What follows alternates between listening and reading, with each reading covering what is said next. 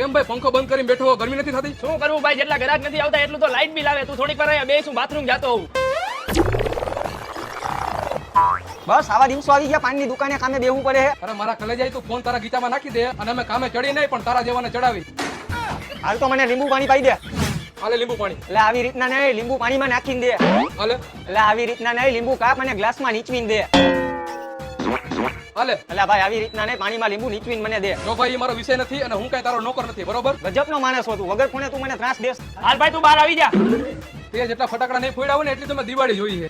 તું કે યાર આવાને દુકાને બેરાવી જા. હાલે ફટાફટ બીડી પા. હાલે બીડી, ખાલી બાકસ તું બાકસ અહીં માગીશ. હાલે. બીડીમાં બરોબર જામ્યું નહીં ભાઈ. એક તો બીડી મફતમાં પીને પાછી જમાવું છે. કોને કેસ ભાઈ તું? ફોનમાં વાત ચાલુ છે.